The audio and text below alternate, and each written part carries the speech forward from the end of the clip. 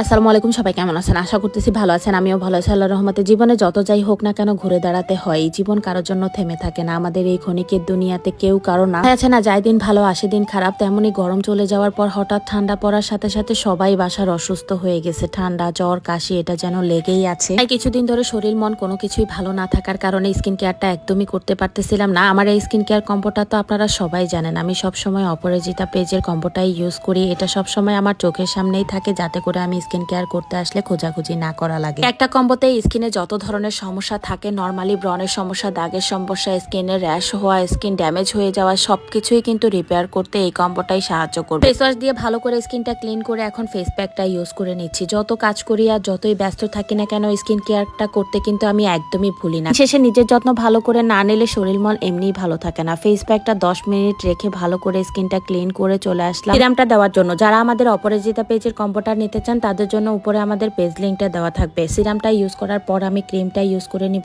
স্কিনে ব্রণের সমস্যা, মেস্তার সমস্যা, স্কিনে দাগ আছে, ব্রণ আছে, তারা কিন্তু চোখ বন্ধ করে আমাদের অপরাজিতার কম্বোটা নিয়ে নিতে পারেন। এই কম্বোটা 100% অথেন্টিক, কোনো রকম কেমিক্যাল নাই, তাই আপনারা নিশ্চিন্তভাবে ইউজ করতে পারবেন। শেষে আমি আমার ক্রিমটা ইউজ করে নিচ্ছি। সারাদিন যখন কাজ করি তখন স্কিনের যত্ন একদমই নিতে পারি না, তাই সকালবেলা উঠলেই আমি প্রতিদিন এই কম্বোটা পুরোপুরি ইউজ করে নিই। দেখেন আমার স্কিনটা কতটা সফট আর ক্লিন হয়ে গেছে। আবারও বলবো, যারা ব্রণের সমস্যায়, মেস্তার সমস্যায়, স্কিনে দাগের সমস্যায় বা স্কিন ড্যামেজ হওয়ার সমস্যায় ভুগছেন, তারা কিন্তু আমাদের এই কম্বোটা নিয়ে নিতে পারেন চোখ বন্ধ করে। পুরো কম্বোটা ইউজ করলে 100% কনফার্ম আপনাদের যাদের স্কিনে ব্রণের সমস্যা, মেস্তার সমস্যা, স্কিনের দাগ আছে চলে যাবে। এটা আমাদের গ্যারান্টি করা প্রোডাক্ট। চাইলে আপনাদের পেজে রিভিউগুলো দেখে তারপর চেক করে নিতে পারেন। এটা শেষ করে নাস্তা করে চলে গেছিলাম বাজারে। অনেকগুলো বাজার করে নিয়ে আসলাম। সকালবেলা ঘুম থেকে উঠলেই কাজের কোনো শেষ থাকে না। এটা প্রতিদিনের ডিউটি। যারা সংসারী মেয়ে আছেন বা সংসারী আপুরা আছেন তারাই এই কষ্টটা বুঝতে পারবেন। সাহেব তো উঠেই 6টার সময় অফিসে চলে যায়। তারা সারাদিনে কোনো খোঁজ খবর থাকে না। পুরো বাসার দায়িত্ব আমাকেই পালন করতে হয়। আজকে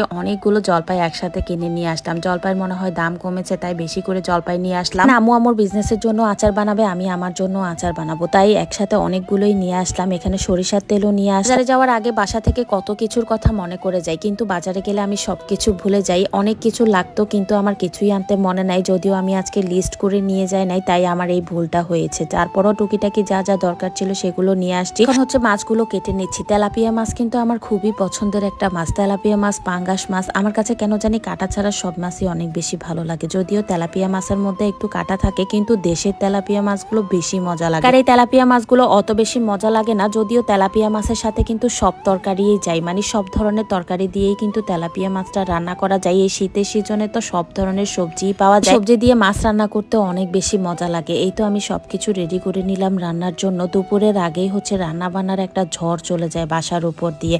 এদিকে অনেকগুলো চিংড়ি মাছ একসাথে বের করে নিলাম, একটা মুরগি বের করে নিলাম, তেলাপিয়া মাছ কেটে নিলাম, লাউ কেটে নিলাম। আজকে খুব টুকিটাকি রান্না করব, ঝামেলা করব না। ওই যে যেটা বললাম, শরীরটাও ভালো নেই, মনটাও ভালো নেই, তাই রান্নার প্রতি একদমই মনোযোগ। শরীর মন কিছু ভালো না থাকলে রান্না বান্না করতে একদমই ভালো লাগে না। এই চিংড়ি মাছগুলো আম্মুরা দেশে থেকে আনছিল, তাই একসাথে সবগুলো বের করে নিলাম, যাতে করে আমি আলাদা আলাদা করে রাখতে পারি। তরকারিটা হয়ে যাওয়ার পর আমি মাছ ভাজিটা বসিয়ে দিচ্ছি। মাছটা ভাজি করে আমি আরেকটা তরকারি বসিয়ে দিব। তাড়াতাড়ি করে রান্নাটা করতেছি, কারণ আজকে সুনাইরা আরিশার গোসলের ডেট আছে, তাদেরকে গোসল করানো লাগবে।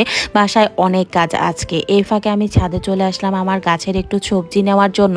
গাছে অনেকগুলো বেগুন ধরেছে মাশাআল্লাহ, তাই ভাবলাম তেলাপিয়া মাছের সাথে বেগুন দিলে হয়তো অনেক ভালো লাগে। যেটা বললাম, বাজারে গেলে অনেক কিছুর কথাই মনে থাকে না। সবজির অনেক দরকার ছিল, কিন্তু সবজি আনতে আমার একদমই মনে নেই। কাঁচামরিচ দরকার ছিল, কাঁচামরিচের কথাও আমার মনে নেই, তাই গাছে থেকে কাঁচামরিচ তুলে নিলাম আর হচ্ছে বেগুন তুলে নিলাম।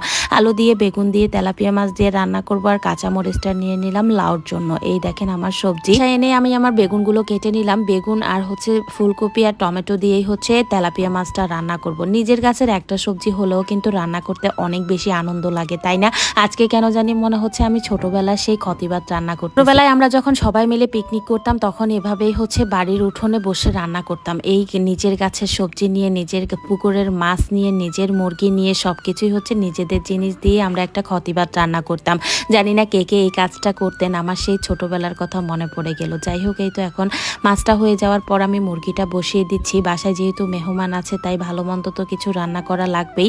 এই তো রান্না বান্না শেষ করে আমি রুমে চলে আসলাম। রুমে আসার পরপরই আমার দেবর চলে আসছে। সে আমার জন্য কি যেন নিয়ে আসছে, দেখি তো কি আনছে, আপনাদের সাথেও শেয়ার করি। আমিও হচ্ছে দেখি। সে আমার পছন্দের এই কেকটা নিয়ে আসছে। এই ডিম কেকটা আমার পছন্দের। কে কে খেয়েছেন অবশ্যই কিন্তু কমেন্ট করে জানাবেন। আর আজকের মতো বিদায় নিব। সবাই ভালো থাকবেন, সুস্থ থাকবেন। আল্লাহ হাফেজ।